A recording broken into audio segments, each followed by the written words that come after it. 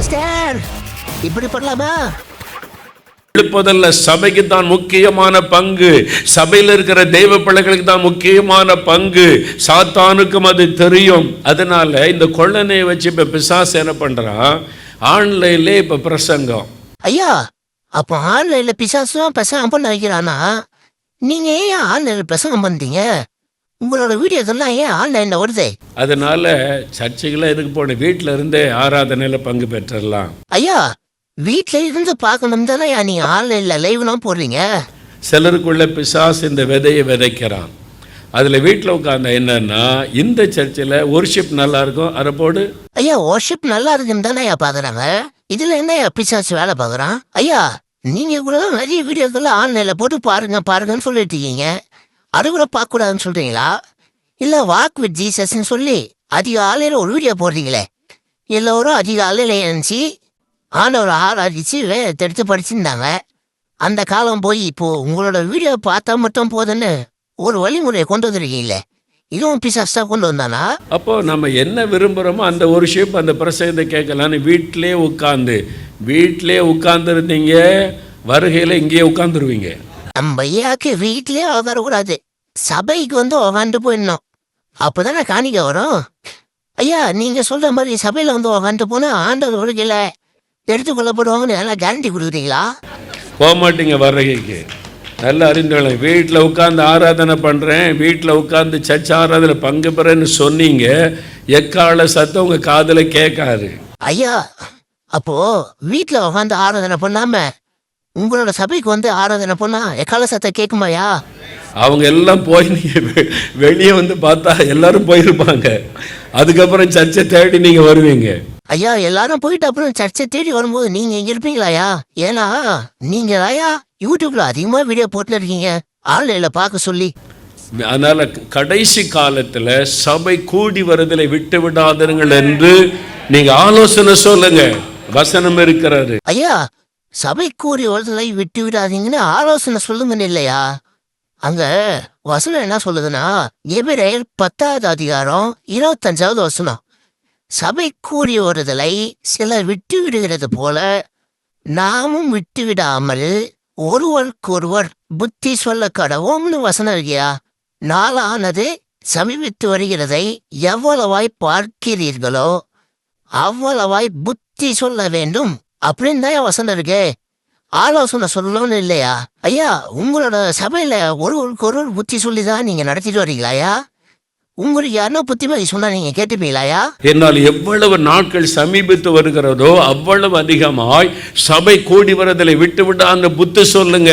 ஐயா, வசனம் தெளிவா சொல்லுதியா, ஒருவருக்கு ஒருவர் புத்தி சொல்லணும்னு.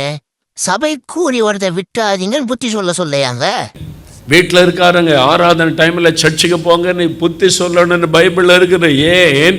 சபைதான் தேவன் எழுப்புதலுக்கு தெரிந்து கொண்ட இடம். ஐயா, வீட்டில் இருக்காதீங்க, ஆராதனை டைம் சர்ச்சுக்கு போங்க நான் புத்தி சொல்லி இருக்காங்க வசனம். ஐயா, எபிரேயர் 10வது அதிகாரம் 25வது வசனத்தை ஒழுங்கா படிச்சுட்டு பேசுங்கயா. அதனாலதான் சாத்தான் சபைக்கு வராத வீட்டிலே உட்கார்ந்துங்கிற ஒரு பழக்கத்தை உண்டாக்க முயற்சி பண்ணுகிறான். தேவ பிள்ளைகள் விழிப்பாய் இருக்கணும். அல்லேலூயா சொல்லுங்க. ஐயா, சபைனா என்னன்னு தெரிஞ்சா எப்படியா பேச மாட்டீங்க. வசனத்துல கவனம் செலுத்தணும். அதனால சபை கூடி வருதலை விட்டு விடாதிருங்கள். நீங்க முதல்ல சொல்ற வசனத்தை ஒழுங்கா படிச்சுட்டு பேசுங்க, அப்புறம் மக்களை வசனத்துல கவனம் செலுத்த சொல்லலாம். வாரத்துல ஒரு நாள் மாத்திரம் அல்ல, ஞாயிற்றுக்கிழமை மட்டும் 2 மணி நேரம் சர்ச்சுக்கு வரீங்க, மற்ற நாள் என்ன பண்றீங்க? திங்கக்கிழமை, செவ்வாய்க்கிழமை, புதன்கிழமை என்ன பண்ணி கொண்டு இருக்கிறீங்க? யோசித்து பாருங்க. ஐயாவோட கவலை எல்லாம் சபைக்கு வரணும், மக்கள் காணிக்க போடணும், இதுலயே இருக்கு. ஆனா ஆண்டவர் கைகளால் கட்டப்பட்ட ஆலயங்கள் வாசமா இல்லைன்னு சொல்லிட்டாரு. இவரு அந்த ஆலயத்தை வரணும்னு சொல்லி போராடினாரு. என்ன பண்ணணும்? வந்து ஜெபிக்கலாம்ல. 4 குடும்பம் சேர்ந்து வந்து இன்னைக்கு ஒரு 2 மணி நேரம் சர்ச்சில் போய் ஜெபிச்சுட்டு வரலான்னா உடனே உங்களுக்கு திறந்து கொடுப்பாங்களே, ஏன் வரக்கூடாது? நீங்களும் வீடா போய் மக்களை சொல்லி கொடுக்கலாமே, ஏன் சொல்லி கொடுக்க கூடாது? பணம் அதிகமா கொடுக்குறவங்க வீட்டுக்கு மட்டும் ஏன் கூப்பிடாமலே போறீங்க? வேற இந்துக்களுக்கு முக்கியமான நாள் எது? செவ்வாய் வெள்ளி தான் ரொம்ப பக்தியாக அவங்க சாமிக்கு. நான் இந்துவா, செவ்வாய் வெள்ளிக்கிழமை தவறாமல் கோயிலுக்கு போவேன். அப்போ இந்துவா இருக்கும்போது. ஓ, இந்துக்கள்லாம் வாரத்தில் 2 நாள் போகிறாங்க, நீங்கள் மட்டும் என் வாரத்தில் 1 நாள் வரீங்க அப்படின்னு சொல்ல வரீங்களா? அது கிறிஸ்தவர்களுக்கு எந்த நாள்? ஞாயிற்றுக்கிழமை. இஸ்லாமியர்களுக்கு வெள்ளிக்கிழமை அப்படின்னு ஒவ்வொருத்தருக்கும் ஒரு கிழமை இருக்கு. ஐயா, ஒவ்வொரு மதத்துக்கு ஒவ்வொரு கிழமை இருக்கலாயா. ஆனா கிறிஸ்தவர்கள் அப்படி கிடையாது. ஒருத்தன் கிறிஸ்தவனா ஆயிட்டானா அவன் எதை செய்தாலும் கர்த்தருடைய மகிமைக்கு என்று செய்யணும். அவன் வாழ்ந்ததே கிறிஸ்துவுக்காக இருக்கணும். அதுதான் வேதம் சொல்லுது. அனுதினமும் தன்னைத்தான் நினைத்து தன் சிலுவை எடுத்து வரணும்னு ஆண்டவர் சொல்லியிருக்காரியா. இப்போ இந்துக்களை பாருங்களேன், செவ்வாயும் வெள்ளியும் தானே, மற்ற நாள் எல்லாம் கோயில் மூடி இருக்குதா, திறந்திருக்கா, மூடி இருக்கா?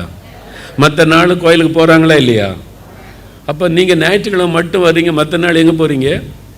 ஐயாவோட கவலை எல்லாம் வேதத்தை படிச்சுட்டு அதன்படி வாழணும், கிறிஸ்தவனா வாழணும் அப்படிலாம் கிடையாது.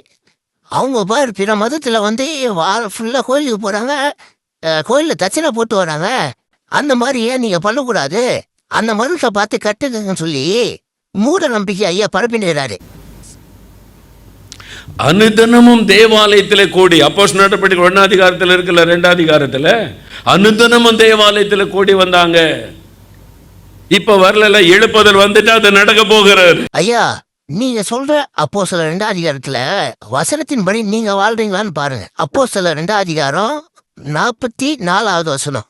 விசுவாசிகள் எல்லோரும் ஒருமித்திருந்தே சகலத்தையும் பொதுவாய் வைத்து அனுபவித்தார்கள். நீங்க பொதுவா வச்சு அனுபவிப்பீங்களா? காணி ஆட்சிகளையும் ஆட்சிகளையும் விற்று ஒவ்வொருவனுக்கும் தேவையானதற்கு தக்கதாக அவைகளில் எல்லாருக்கும் பகிர்ந்து கொடுத்தார்கள். அப்படின்னா நீங்க உங்களோட ஜீசஸ் ஃபிலிம்ஸ் மூலியமா வச்சிருக்கீங்களா? எல்லாத்தையும் வித்து மக்கள் கொடுப்பீங்களா? அவர்கள் ஒருமனப்பட்டவர்களாய் தேவாலயத்திலே அனுதினமும் தரித்திருந்தே வீடுகள் தோறும் அப்பம் விட்டு மகிழ்ச்சியோடும் கவனமில்லாத இருதயத்தோடும் ஜெபம் பண்ணி தேவனை துதித்து ஜனங்கள் எல்லோரிடத்திலும் தயவு பெற்றிருந்தார்கள். ரட்சிக்கப்படுகிறவர்களை கர்த்தர் அனுதினமும் சபையிலே சேர்த்து கொண்டு வந்தார். ஐயா, இங்க வசனத்துல சொல்லிக்கிறபடி நீங்க நடந்தீங்கன்னா கர்த்தர் அனுதினமும் சபையிலே சேர்த்து கொண்டு வந்தார் இந்த வசனம் நிறைவேறையா. இதை நீங்க பண்ணாதனாலதான் நீங்க மக்களை சபைக்கு வான்னு சொல்லி கூவி கூப்பிட்டுக்கிறீங்க. கர்த்தர் சொன்னதை நீங்க பண்ணீங்கன்னா கர்த்தர் அங்க சொல்லிடுற விஷயத்த உங்களுக்கு பண்ணுவாரு. எழுப்புதல் காலத்துல தினமும் இங்க அற்புதம் நடக்கும், அடையாளம் நடக்கும், ஜெபம் நடக்கும், ஆண்டவர் ஆராதிக்கிற டைம் இருக்கும். தினந்தோறும் நீங்கள் வந்து கர்த்தரை ஆராதிக்கலாம். அல்லேலூயா. ஐயா சொல்றதை கேட்டு கண்ணு மூடித்தனமா அலறியா போட போறீங்களா? இல்ல ஐயாவை நீங்களே ஏன் இந்த வசனத்தின்படி வாழ மாட்டீங்க அப்படின்னு கேள்வி கேட்க போறீங்களா? அப்ப சுவிசேஷத்தை அறிவிப்பதில் இயேசு பட்டணந்தோறும் கிராமந்தோறும் போய் நடந்த சுவிசேஷ அறிவிக்கிறார்.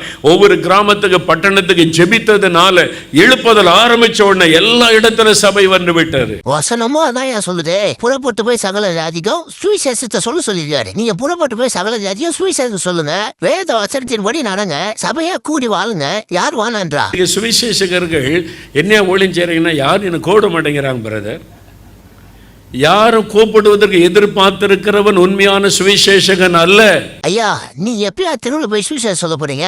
பார்க்க மக்கள் எல்லாம் ஆசையா இருக்காங்கய்யா. எனக்கு லெட்டர் வரல, எனக்கு கூப்பிடல. ஒரு சுவிசேஷனுடைய ஊழியம் 10% தான் சர்ச்சுக்குள்ள, 90% தெருவில், வீதியில், இந்துக்கள் மத்தியில், புறஜாதி மக்கள் மத்தியில் இருக்கணும்.